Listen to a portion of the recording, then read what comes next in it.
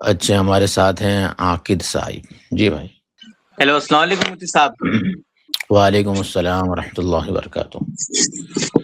बड़े दिनों बाद आज बात हो रही है। मुफ्ती साहब, मेरा एक सवाल ये था कि जैसे ये अब एक जो ऑनलाइन क्विक कॉमर्स वाली एप्स है ना, तो उसमें जैसे ब्लिंकिट, ज़ेप्टो वगैरह हो गया, तो उससे मैंने एक बार नारियल नारियल पानी मंगाया, ठीक है? अब उसमें ना 2 तरीके के रहते हैं, एक हरे कलर का रहता है और एक ऑरेंज कलर का, और ऑरेंज वाला जो है वो 2-3 रुपया महँगा आता है। तो अब मैंने हुँ, ऑरेंज वाला मंगाया, लेकिन मेरे घर पे डिलीवर हुआ हरा वाला। तो मैंने कंप्लेन रेज़ की कि ये गलत आ गया है, तो उन्होंने मुझे पूरा पैसा रिफंड कर दिया और वो नारियल पानी भी वापस नहीं लेकर गए, ठीक है? हुँ, मतलब बेसिकली वो मुझे फ्री फ्री का पड़ गया। तो मैंने सोचा कि चलो एक बार इन इन मतलब इनके पास एक बार शायद ऐसे मसला हो गया होगा।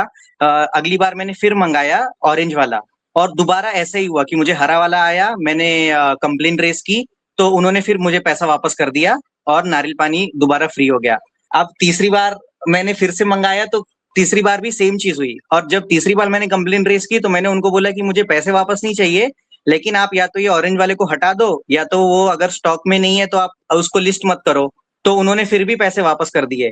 तो फिर मतलब फिर अगली बार से फिर मैंने वो ऑरेंज वाला मँगाना ही बंद कर दिया। लेकिन अगर इस केस में अगर मैं अब जब मुझे पता है कि हमेशा ये लोग गलत वाला नारियल डिलीवर करते हैं और फिर पैसा वापस कर देते हैं, तो एक तरीके से एक हुँ। लूप होल हो गया। तो अब अगर मैं दोबारा ऑरेंज वाला मंगाऊँ, ये सोच के कि ये तो फ्री में ही मिल जाएगा, और हरा वाला आता है और फिर मैं कंप्लेंट रेज़ करूँ और वो मेरा पैसा वापस कर देते हैं। तो इसका क्या शरई हुक्म है? ये क्या जायज़ होगा या फिर? हाँ, अभी नियत बदल गई ना, इन्नमल अमालु अच्छा। बिन्नियात, ठीक है? सारे हाँ, अमाल का सही दारोमदार है। नियत पर है। अब नियत के अंदर उससे पहले आपके लिए जायज़ था, सब कुछ था, लेकिन नियत बदल गई जी, अब। जी। अब वो अगर जी, सही भी जी, दे जी। देगा तो भी नियत गलत होने की वजह से गुनाह मिल जाएगा। समझिए ना? अच्छा। अच्छा, हाँ, अच्छा, अच्छा, अच्छा। सही है, सही है। अच्छा मुसा, मेरा एक और सवाल ये था कि क्या आज के ज़माने में भी कुछ उलमा सोने मतलब ज़कात के लिए सोने के निसाब को लेते हैं? क्योंकि ज़्यादातर मैंने तो देखा है हर जगह मेन स्ट्रीम उलमा ज़कात के निसाब को ही लेते हैं, लेकिन हुँ। मुझे बस यही पूछना था कि सोने का निसाब भी अभी भी चलता है क्या कहीं?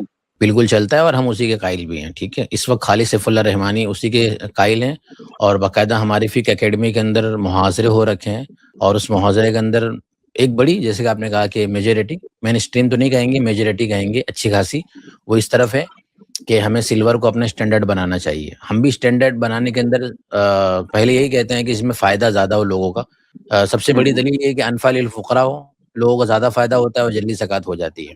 लेकिन जो दूसरा स्टैंडर्ड है सोने का, वो आज के हालात के दबाव से, जैसे कि खालिद सैफुल्लाह रहमानी बताते हैं कि ज़ाहिर-सी बात है एक आदमी की सैलरी और एक आदमी का रोज़ाना का खर्चा और बहुत सारी चीज़ें, लाइट बिल और गैस बिल और फलाँ-फलाँ ऐसी चीज़ें, जो इंसान जितना कमा रहा है उतना चला जा रहा है। तो उस स्टैंडर्ड के एतबार से देखा जाए तो सोने का होना चाहिए। तो ऐसा नहीं है कि अगर कोई सोने का बोल रहा है तो वो कुल्ली तौर पर गलत है, वो हराम है।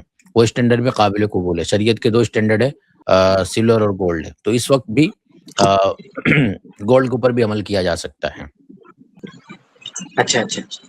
ठीक है, ठीक है। अच्छा मुफ्ता, आखिरी सवाल ये था कि अगर जैसे हमारे यहाँ पे रमज़ान के महीने में किसी मस्जिद में लेट जुमा की नमाज़ रखी गई है एक, हुँ, और उसके बाद अब फिर रमज़ान खत्म हो गया, और अगर मुझे पता नहीं था कि अब वहाँ पे ये लेट वाली जमात की नमाज़ नहीं रहती है, और मैंने उसी के हिसाब से तैयारी की, लेकिन जब वहाँ हुँ, पे जाके देखा तो जुमा हो गई थी, और मतलब हुँ, फिर बेसिकली उस दिन की जुमा छूट गई।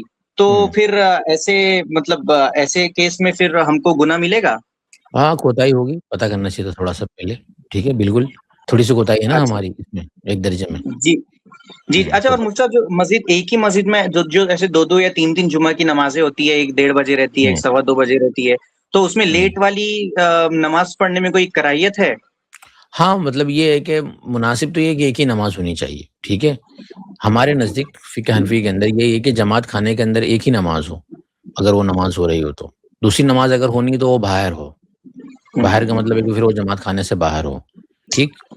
तो इसलिए एक ही होनी चाहिए और उसी के अंदर जुड़ना चाहिए, पूरी कोशिश करनी चाहिए। क्योंकि पहले में किसी का इख्तिलाफ़ नहीं है, पहले में तो हुँ, सभी के हुँ। नज़दीक दुरुस्त है, कोई डिफरेंट ओपिनियन नहीं है। दूसरी जमात के बारे में डिफरेंट ओपिनियन पाए जाते हैं तो उससे बचने के लिए कहा जाता है कि आप पहले में शरीक हो जाओ, ये बात है असल। अच्छा, अभी क्योंकि किसी-किसी मस्जिद में क्या होता है कि एक जमात जो रहेगी वो ग्राउंड फ्लोर पर रहती है, और सेकंड जमात जो रहती है वो फर्स्ट फ्लोर पर रहती है। तो हुँ। इ ये थोड़ा बेटर है क्या? ऐसा अगर हाँ, हो तो? ऐसे ही करना पड़ता है, अलग-अलग करना पड़ता है। बेटर मतलब यही तरीका ही होता है दुरुस्त। एक ही जगह पे दोनों नहीं कर सकते। अच्छा। ठीक है मुफ्ती साहब, बाकी का सवाल ठीक है। इंशाल्लाह कल पूछूँगा। ठीक है, चलिए ओके, अस्सलाम जज़ाकल्लाह। अस्सलाम वालेकुम। वालेकुम अस्सलाम।